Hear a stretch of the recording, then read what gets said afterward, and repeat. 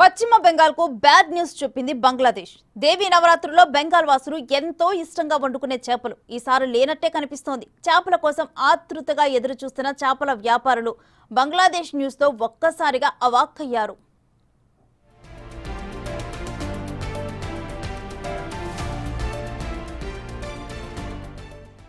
దేవీ నవరాత్రి ఉత్సవాలకు పశ్చిమ బెంగాల్ చాలా ఫేమస్. ప్రతి చోట మండపాలు ఏర్పాటు చేసి అమ్మవారి విగ్రహాలు ఉంచి పూజిస్తారు. నవరాత్రుల సందర్భంగా గార్భా నృత్యాలు, పూజల సందడి, ఆ ఉత్సాహం వేరే లెవెల్లో ఉంటుంది.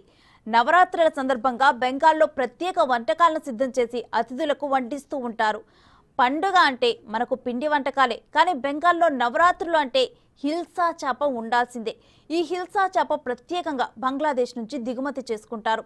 అలా తెచ్చిన చేపలు నవరాత్రుల్లో వండుకొని పండుగ చేసుకుంటారు అక్కడి వారు. కానీ ఈసారి ఆ చేపలకు బ్రేక్ వేసింది బంగ్లాదేశ్.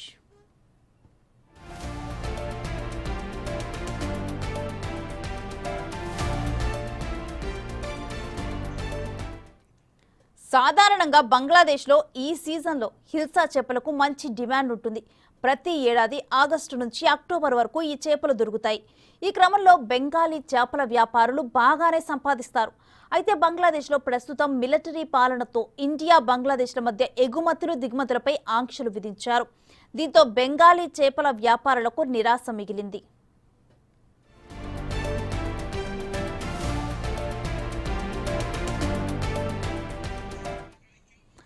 అసలు విషయానికొస్తే మన తెలుగు రాష్ట్రాల్లో గోదావరి పులసలాగానే బంగ్లాదేశ్లో పద్మా పులస బాగా ఫేమస్. ఇక్కడ పులస ఎంత ఖరీదు వ్యవహారమో అక్కడ పద్మా పులస కూడా ఖరీదు ఎక్కువ.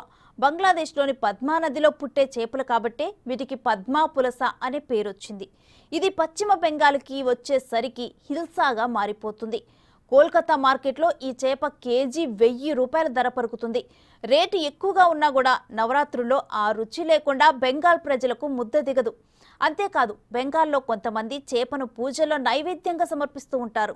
మిగతా వారు మాత్రం పూజలకు సంబంధం లేకుండా నవరాత్రుల సందర్భంగా ఈ చేపలను వండుకొని తింటారు.